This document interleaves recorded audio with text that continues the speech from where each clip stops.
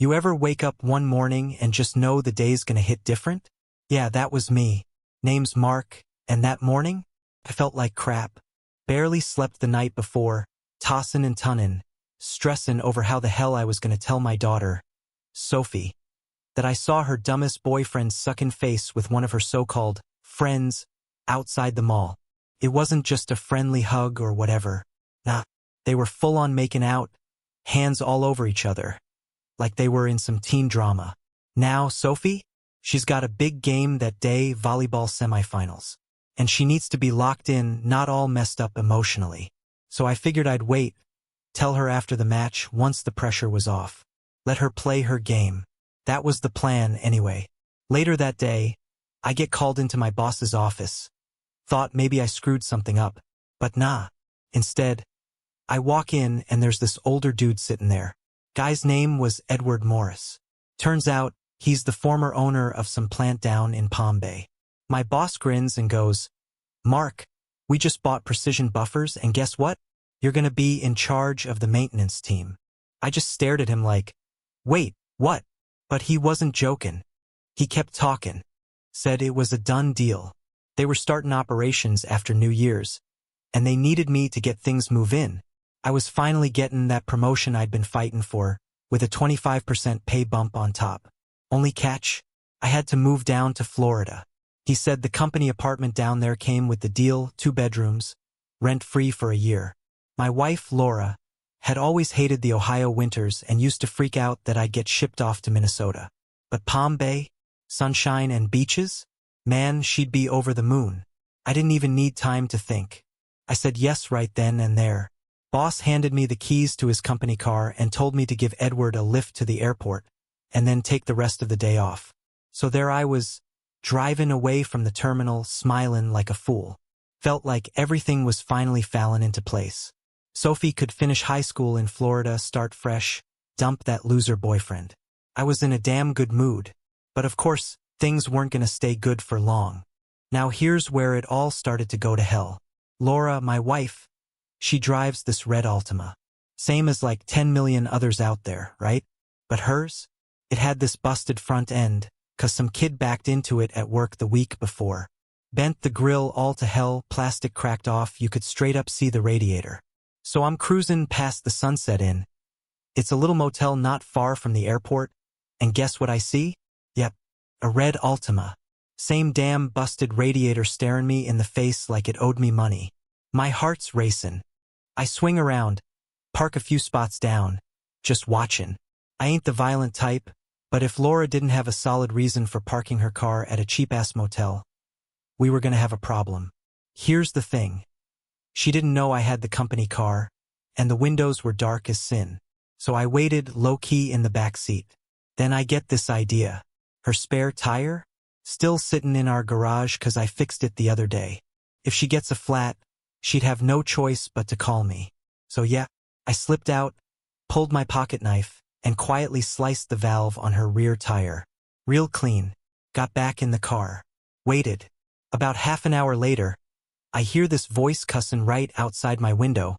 I crack it just a bit, and that's when it hit me like a truck. "Damn it," Laura said. "What am I gonna do now?" Then this guy, smooth voice all cocky, goes, "No problem, sexy. After the lunch we just had, I'd be happy to help you out." And boom, just like that, my whole damn world caved in. She starts whining about the spare still being in the garage, and this clown, this Rick, starts bragging about how his wife never gets stranded, 'cause he keeps her car in top shape. And then he says he should have stayed home, not snuck off with Laura. They giggle, turn around, and stroll back toward the motel like they're on some damn honeymoon. And me? I'm sitting there like a ghost. Nothing made sense anymore. But it got worse. Way worse. About 20 minutes later, who pulls up in a Toyota Corolla? Sophie. My daughter. She pops the trunk, grabs the spare I never put back in Laura's car, and walks it over to her cheating mom. Stares her in the face. Straight up says, "You could have at least gotten dressed before I showed up." I felt sick. She knew. She freaking knew. So I'm still sitting in that car, heart pounding like a damn drum, trying to wrap my head around it all. My wife's cheating on me.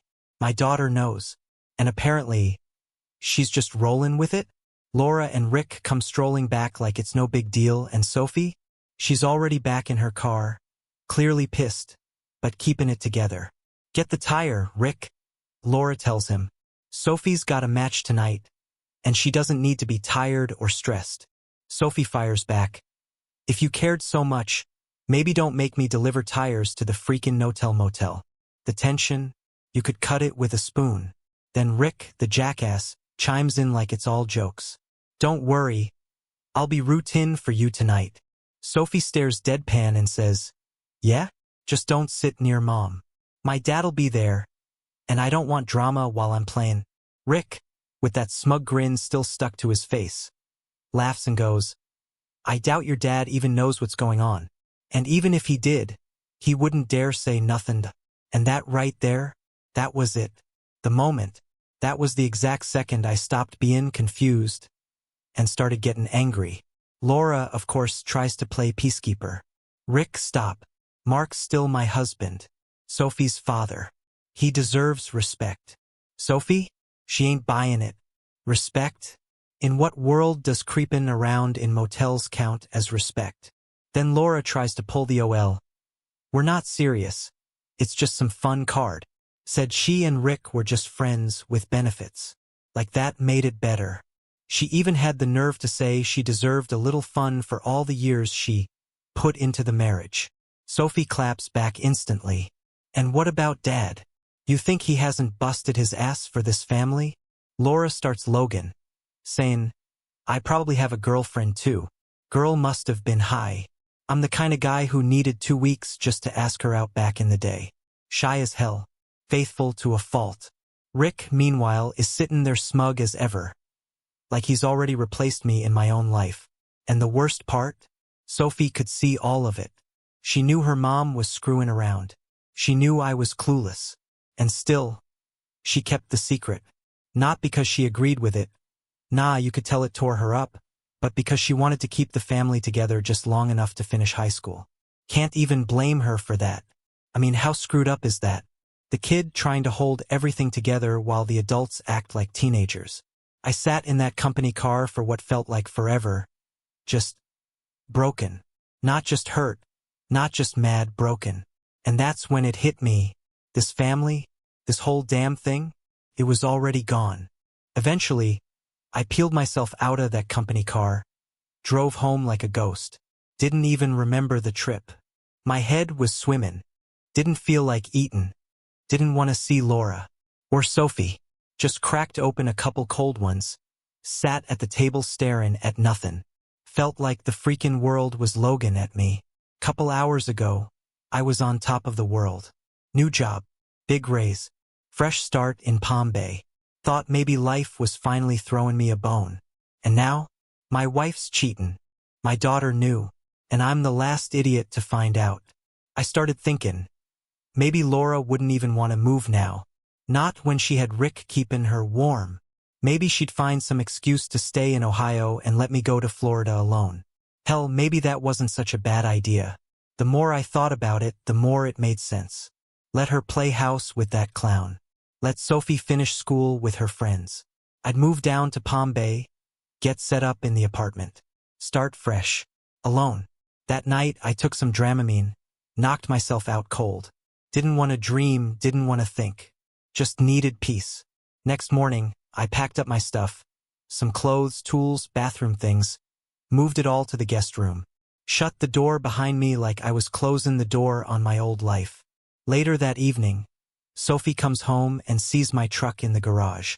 She goes, Dad's home. Wonder why he didn't come to my match. Laura pokes her head in the kitchen and sees the empty beer cans on the table. Looks like he drank a whole 6-pack. That's not like him. They go looking for me. I'm out cold in the guest room, passed out like a log. No one can wake me, not even close. Think he's drunk, Sophie says. He missed my game. He never misses my games. He's probably sick or something, Laura says. Let's talk to him in the morning. Sure. Let's just have a little family chat in the morning. Like we're not all living in a house built on lies. Later that night, Laura says, Rick thinks Sophie's got real talent. Thinks she can get a scholarship. Sophie just glares at her and goes, "Why do you think I care what Rick thinks? He's a cheating dirtbag. If I never see him again, it'll still be too soon." Laura gets all defensive, trying to justify it. "I like him. He makes me feel young, desired." "Dad doesn't deserve this," Sophie snaps. "You say you love him, but you're doing this behind his back?" Laura tries to act like it's harmless. Frank's just what your dad can't handle. That was it for Sophie. She stood up and said, "Keep telling yourself that, Mom. Maybe it helps you sleep. And man, let me tell you, I might have been passed out, but hearing later what my daughter said, that was the first spark I needed. The first sign that maybe, just maybe, she wasn't completely lost to her mom's bullshit." Next morning, I woke up around 5. Head was heavy, but my mind was sharp. Got dressed real quiet, slipped out before anyone else was up. Had breakfast at Sunnyside Diner. Just me, my thoughts, and a plate of eggs and bacon. Phone rang halfway through. Laura. Didn't even think. Just picked up and said, "I'm going off script from now on." Decided to be unpredictable. And hung up. Switched the phone off. I spent that whole morning at the plant, making sure all my tools were packed into the truck. Didn't say goodbye. Didn't tell a soul. Just loaded up and left. That weekend, I started laying out my new plan. And you know what? Felt good. Real good. Let Laura stay in Ohio with her little motel romance. Let Sophie finish school. I'd be in Palm Bay, setting up shop, enjoying the sun and some damn peace. No more sneaky looks across the dinner table. No more pretending I didn't see what I saw. I had 4 days before Thanksgiving. 4 days to disappear. At home, I kept my head down. Ate alone. Slept alone. Barely said a word. And Laura? She didn't like that one bit. She tried picking fights, slinging guilt around like confetti. "You missed Sophie's game. You drank too much. You passed out like a fool." And me? I just nodded. Didn't even flinch. Got up and went out. Ordered ribs and a couple cold ones at the sports bar. Watched the Falcons lose like amateurs and still smiled. For the first time in weeks, I felt like I could breathe. The silence in the house? Oh, it rattled her. She was used to pushing me around, getting reactions. Now, I gave her nothing. Just calm, cold quiet. She hated it. Tuesday came, and guess what? She got another flat tire, same motel. Told you that crap wasn't coincidence. But this time, she had the spare fixed already. And good ol' Rick was there again, playing the hero. I bet he thought he was slick. Me? I was packing. Moved my good clothes into the spare closet. Left the winter stuff behind so it wouldn't look too obvious. Each night, I drove by her job at Build-Right Supplies just to be sure she wasn't tiling me. When she was busy, I hit the bar again. Ribs, football, quiet. Sophie started noticing. Why isn't Dad talking? Why is he sleeping in the guest room? Laura told her. He's poutine. He needs to apologize if he wants back in my bed or my kitchen. That right there told me everything I needed. She thought this was a game, that I'd come crawling back like I always did. Not this time. Next day, Sophie stops me on my way upstairs. "Dad, district finals are tomorrow. You gonna come?" I gave her a soft smile. "I'll check my schedule." Truth was, I wasn't sure I could handle seeing Rick in the crowd, clapping like he belonged there. That night, they found another empty six-pack on the counter. I was out cold in the guest room again. Couldn't even fake it anymore. Thanksgiving was coming. Family would be over. Laura was still hostin' like nothing was wrong. And then she said it. "I invited Rick and his wife. I think he and Mark'll get along great. They both love football and hunt." Sophie lost it. "You've completely lost your mind," she said. "You're acting like Dad won't notice. You think this is funny? You want to get caught." Laura just shrugged. "Rick'll do him good. Mark needs friends." That was it. Final straw. I wasn't just leaving anymore. I was gonna blow the whole thing up. Thanksgiving morning rolls around. Cold as hell outside, but I was feeling calm for once. I got up early, drove out to a little diner that was open till noon. Had a quiet breakfast. No drama. No eyes watching me. Came back home around 9. The smell of turkey and sweet potatoes was everywhere. Laura was going full housewife mode. Apron on, acting like we were the freaking Brady Bunch. "We'll eat at noon," she said. "Our folks'll be here soon. Want something to drink?" I shook my head and walked straight to the living room. Turned on the TV. Didn't say another word. She tried extending some olive branch, but I wasn't talking it. Not anymore. Her parents came. Mine too. Good people, always treated me right, even when their daughter didn't. We sat around the table, everyone passing food, making small talk. That's when I dropped it. "I got transferred," I said. "Company's sending me to another plant. I leave tomorrow morning. Could be gone till spring. Maybe longer." Laura's fork stopped halfway to her mouth. You could see the blood drain from her face. She didn't know. I hadn't told her a damn thing. "What?" her mom blurted. "That's so sudden." Laura's head was spinning. She was probably thinking, Michigan? The cold? Ugh. Thank God he's going alone. And that was the plan. Let her think I was off to freeze my ass off. Meanwhile, I'd be setting up in Palm Bay with a beach a few blocks from my door. I told everyone it'd be easier for Sophie to stay behind. Finish school. Said Laura shouldn't quit her job. Told him I'd tough it out solo. Nobody argued. Everyone just nodded. Talked about how brutal the Midwest winters were. After dinner, me and the dads sat watching football. Falcons were getting smoked, again. But I wasn't even mad. I was cruising. All the heavy stuff was behind me, or so I thought. Doorbell rings. Laura jumps up. Says she invited a couple friends. And who strolls in last? Rick. Wearing a freaking Houston Sharks sweater with Prescott plastered on the back like a badge of dishonor. And that smug grin? Man. He walked over like he owned the place. Stuck out his hand. "Hey there, Jimmy. Heard a lot about you. Now listen, I'm a patient man." But that moment, that was the end of it. I snapped. No warning. No words. I kicked that bastard square between the legs so hard he dropped like a sack of potatoes. And when he bent over groaning, bam, my knee met his nose. Loud crack. Blood everywhere. Whole room froze. Rick hit the ground like a brick, curled up in a ball. His wife screamed. Laura puked. Sophie ran for a towel and packed it with ice. And me? I just stood there, staring down at the man who thought he could steal my life and smirk while doing it. Then I turned around, grabbed my coat, and walked straight out the damn door. Didn't stop driving till I hit Virginia. I ended up in some little no-name motel in Hillsville, Virginia. Paid in cash. Crashed hard. Next morning, I woke up early, stomach tight, brain on fire. Turned my phone back on, and yep, voicemail inbox was full. First few were what you'd expect. Laura crying. Sophie panicked. My mom telling me to, "Please call, we just want to understand." I deleted them all. I wasn't ready to talk. Instead, I just drove. Southbound. Highway to peace. Couple hours in, phone lights up again. It's Laura. I don't pick up, but I check the message after it stops ringing. She's trying to sound calm, but her voice is cracking. "Mark, please. I know the move hit you hard, and I know you're upset. Rick needs surgery for his nose, but he's not pressing charges. Please call me." Yeah, not pressing charges. 'Cause he knew he had it coming. I spent the rest of that day getting settled into the apartment in Palm Bay. Tiny place, but clean. Cozy. Quiet. The company left the key in a lockbox like they promised.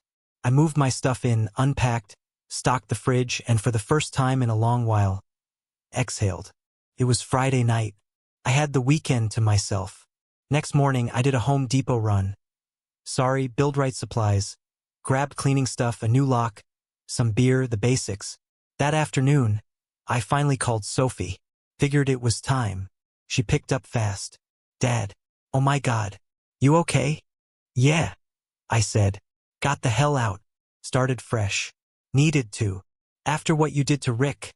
Mom lost it. Ambulance took him out. Nancy was screaming. "Grandma and Grandpa are freaked. Anyone call the cops?" "Nope. Rick.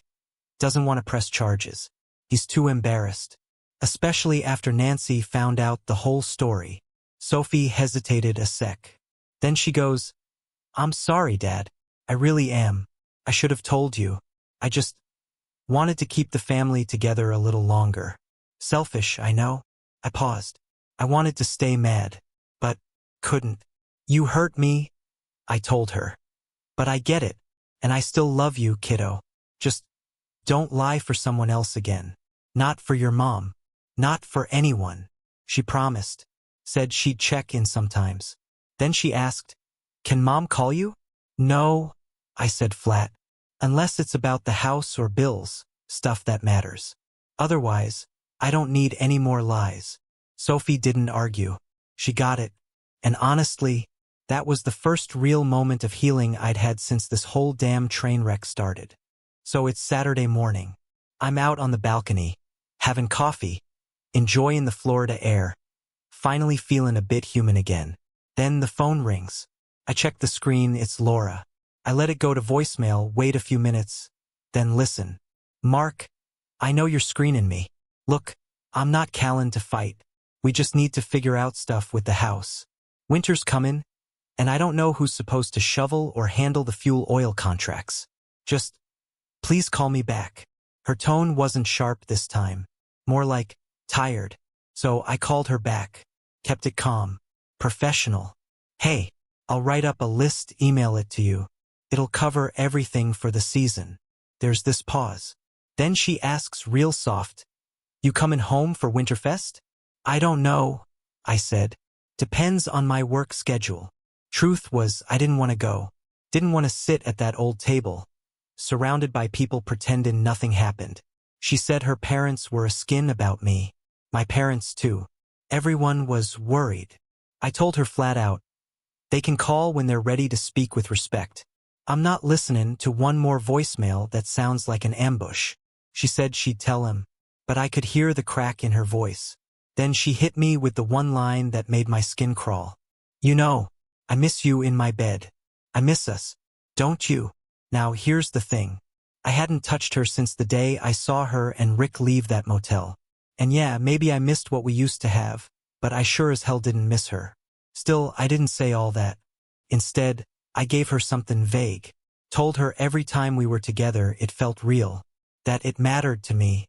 She cried. Said I was the best lover she ever had. I nearly gagged. 'Cause all I could think about was her telling Rick he was what I couldn't handle. Guess what, Laura? I handled it just fine. And now I'm handling a new life without you in it. Later that night, I talked to Sophie again. Told her I might swing by for Winterfest. Maybe. She seemed real happy about that. But I also knew, if I went back, I'd need to see it through. One way or another, I'd need to end it, for good, or start rebuilding. No in between. And that's when things took a turn I never saw coming. So a few days before Winterfest, I'm in my condo fixin' this closet door for my neighbor, Susan. Sweet lady, mid-40s, widow, looks great for her age. Real classy, but with this spark, you know? I finish up, wipe my hands, turn around, and there she is, naked, just standing there by the bed, not saying a word at first. Then she smiles and goes, Mark, I don't have much money, but I do have a whole lot of needs. Can I repay you with something a little more personal? Now, let me tell you something. In that moment, every thought I had about Laura, Rick, the house, the lies, all of it just froze, because this wasn't just about sex. It was about somebody seeing me, wanting me, but I told her the truth. Susan, I gotta figure things out first. I've never cheated. Not once. And technically, Laura's still my wife, though she sure as hell ain't acting like it. So I don't know what I'm doing yet. She nodded. No drama. Just looked me in the eye and said, You're a good man, Mark. And when you're ready, I'll still be here. And then she tossed on her robe, gave me this look like you're worth waiting for. That moment healed something inside me. It reminded me that I'm not broken. That Laura didn't take all of me when she screwed things up. That maybe, just maybe, there's a life after the mess. So I called Laura and told her, yeah, I'd come back for Winterfest. Not for her. For Sophie. To tie things up clean. So, I hit the road 3 days before Winterfest. Split the drive in half so I could swing by a few stores, grab some gifts, maybe try to make peace with the past. Or at least look like I tried. I roll into town around 9 o'clock at night. And what do I see? A driveway full of cars. Guess Laura forgot to mention she was throwing her annual Home Depot holiday bash. Yeah, I knew what that meant. Loud music, cheap wine, and her coworkers pretending they didn't know she was messing around with Rick. I didn't want the drama. Didn't want to walk in there and ruin Sophie's holiday. So I parked down the street, went around back, and slipped into the basement through the side door. That old couch was still down there, the one Laura kept threatening to toss. I crashed on it, quiet, low profile. But then, curiosity got the better of me. A couple hours later, the house is finally quiet. I creep upstairs just to peek. Look through the kitchen window, and there she is, Laura, with Rick, again. He's got his hand on her chest, kissing her like he owns her. Just bold. In my house, like I'm already dead and gone. My blood went cold. I could feel that same rage creeping back, that same fire from Thanksgiving. But I didn't snap. Not this time. I made a plan. I slipped into the guest room, killed the lights, left the door cracked just enough. 20 minutes later, I hear footsteps. Showers running. Laura's freshening up for her little lover boy. Rick's heading up the stairs when I reach out and flick the hallway light off. He mutters something dumb, probably thinking it's just a bulb. Keeps walking. Right as he hits the last couple steps, wham! I nail him with my boot. Heel right to the jaw. Dude flew back like a freaking crash test dummy. Hits every stair on the way down. Lands flat in the living room, groaning like a busted accordion. Didn't move. Didn't make a sound. I just stood there, heart pounding, staring at the scene. Water's still running in the shower. Laura's got no idea. And me? I realized if that guy died, I might be going to prison. So I did the only thing I could. Stepped over Rick's crumpled body, walked right out the front door, got in my truck, and drove. 2 hours later, I was 100 miles away, checking into another cheap motel, paying cash again. Didn't sleep much that night. Kept wondering if I'd gone too far. If I'd finally crossed that line I was always so careful not to. So I'm holed up in some roadside motel, miles from town, lights off, head spinning. Every creak in the wall sounds like sirens. Can't sleep, can't eat. Just sitting there wondering if I've officially screwed up my life for good. Next morning, I finally get the guts to turn my phone on. Messages flood in instantly. First one's from my old man. Mark, call us soon. All hell's broken loose at your house. No sugarcoatin'. I hit call. Dad picks up, dead serious. Son, that damn Rick showed up at the house last night. Don't know what he was doing there, but he fell down the stairs. Bad. I stay quiet. Broken jaw, arm, ribs, concussion. He's in the hospital. His wife, Nancy, showed up while they were loading him into the ambulance. Thought he was working late. Apparently, Nancy lost her damn mind. Slapped Laura in front of everyone, screaming, calling her every name in the book. Tried to yank Rick off the gurney. Cops had to hold her back. And here's the kicker. Nobody's pressing charges. Not Rick. Not Nancy. Not the cops. It was ruled an accident. I don't say a word for a minute. Then I ask, was Sophie home? Dad sighs. No. But she came by this morning. Told us she knew about Laura and Rick. Said she kept quiet, 'cause she didn't want to blow everything up before graduation. That one hit me hard. She was trying to keep our family floatin', even if it was already talking on water. Then Dad says something I wasn't expecting. We were wrong about you. We thought you snapped over football and a jersey. But now, we get it. You showed a hell of a lot more restraint than I would've. I thanked him, hung up, and for the first time since all this started, I didn't feel crazy. I felt seen. And I knew, right then, I'd made the right call. Leaving wasn't weakness. It was survival. I get back to my place in Palm Bay late on Christmas Eve. Yeah, first Christmas alone. House was quiet. I cracked open a beer, flopped on the couch, flipped through channels, not watching a damn thing, just numb. Then the doorbell rings. I get up, peek through the glass. It's Susan. She's got a little gift bag in her hand, big smile on her face. "I saw your light," she says. "Figured I'd stop by and wish you a Merry Christmas." Now listen, woman looked amazing. Tight little dress, hair done up, smelling like cinnamon and trouble. She steps inside, looks around, then turns back to me. "You came back, which tells me you didn't work things out with your wife." "Nope," I said. "Not even close." She gave me a look, half sweet, half hungry. Then she says, "Well, how about one woman? No strings, just a little warmth on a cold night? And let me tell you something, I didn't say no, and I didn't regret it. That night, it wasn't about revenge. It wasn't about getting even. It was about feeling alive again. It was the first time since my world flipped that I felt like a man again. Not some broken husband watching his life burn down." Next morning, Susan slipped out before the neighbors caught wind. Real discreet. But we agreed to meet up later, maybe by the pool, maybe for dinner. And that's when my phone rang. It was Sophie. "Dad, I'm sorry you didn't come home for Christmas," she said. "But I get it. Mom's a wreck. I feel like crap too. I know what we did to you, and I hate it."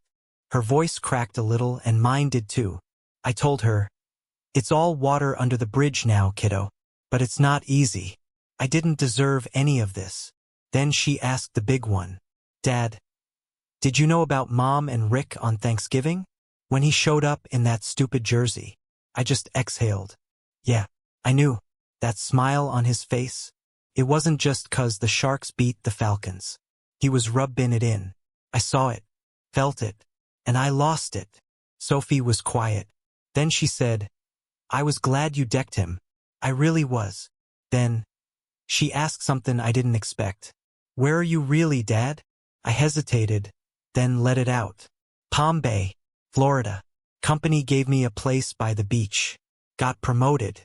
New life." She laughed. "Oh my God. If Mom finds out, she'll lose it."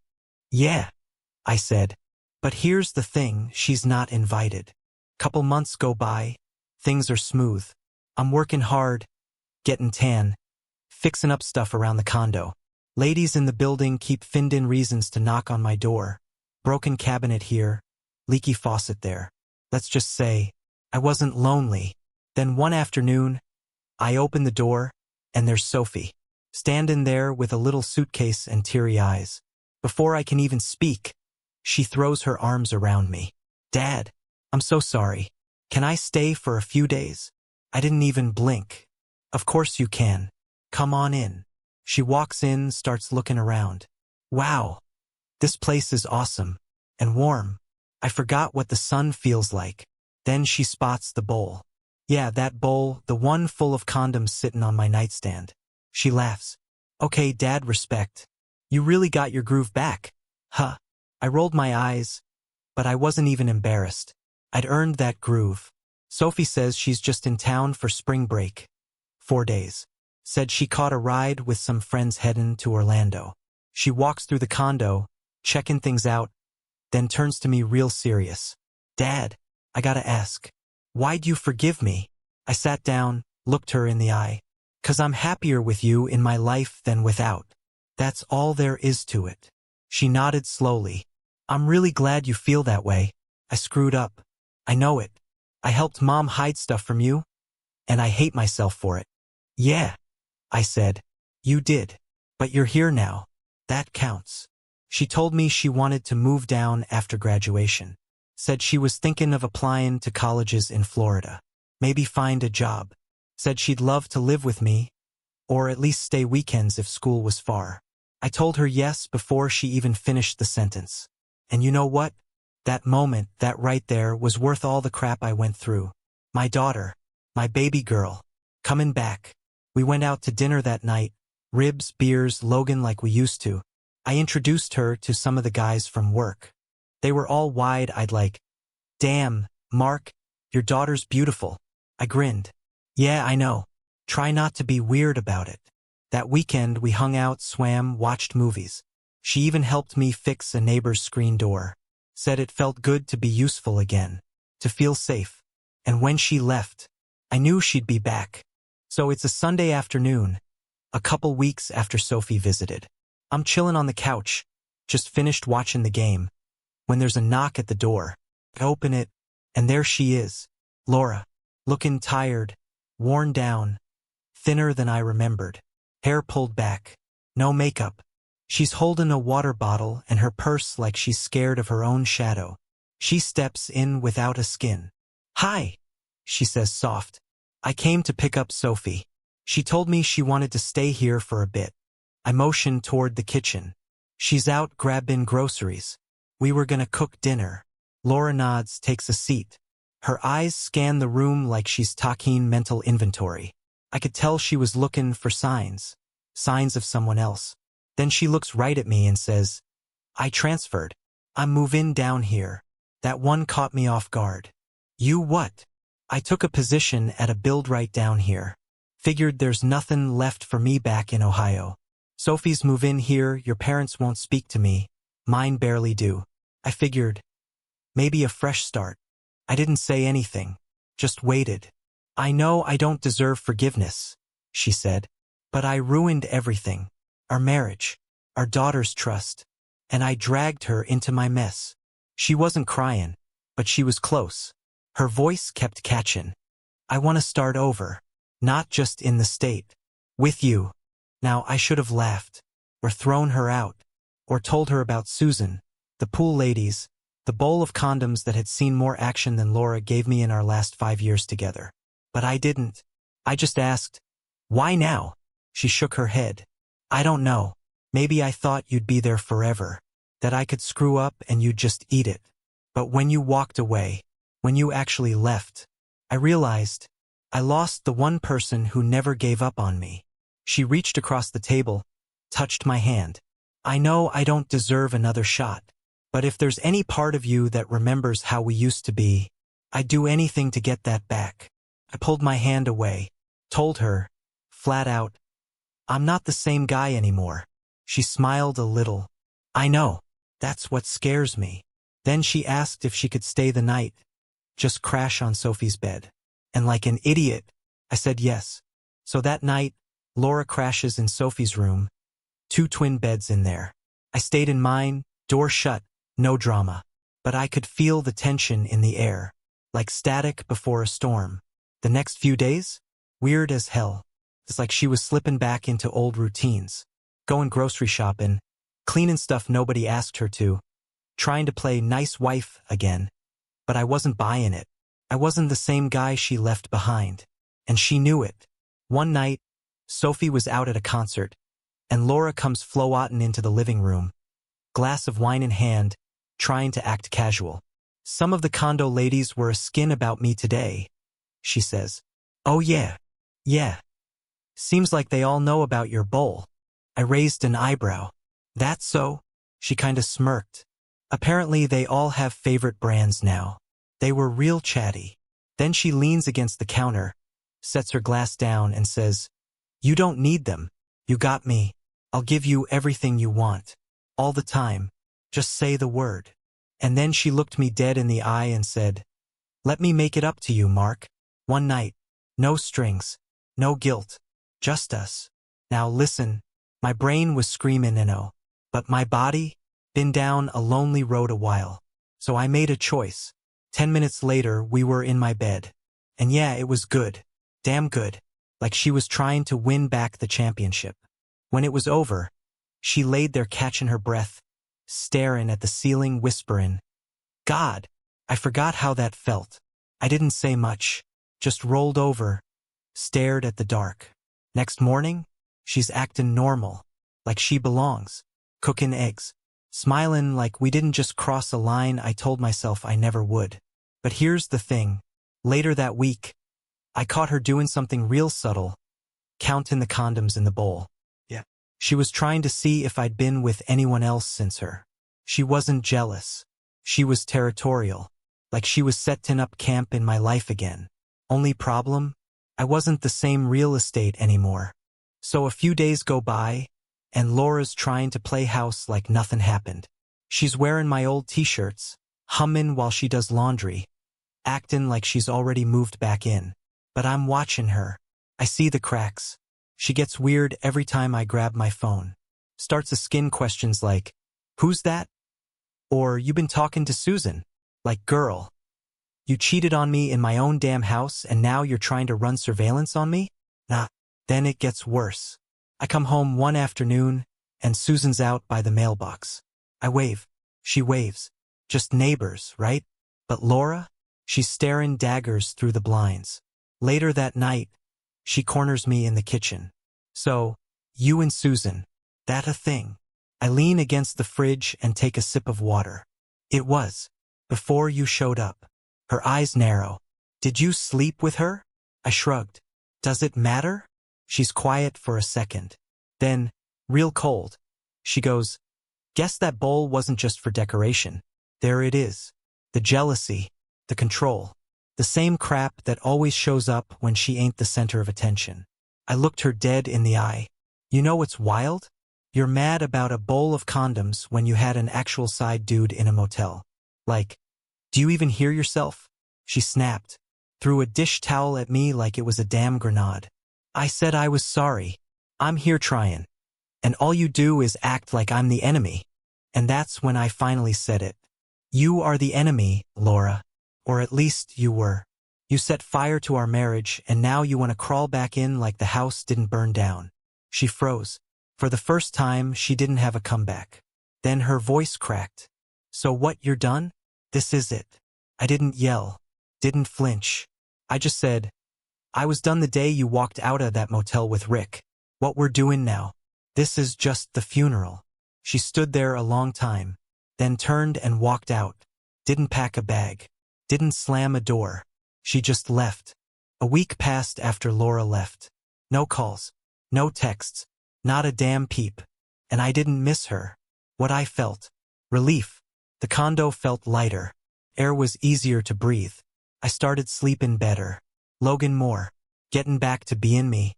Sophie came down for another weekend and walked through the door like she owned the place. First thing she says is, "So, is the drama officially over?" "Looks like it," I said, flippin' pancakes. Laura bounced.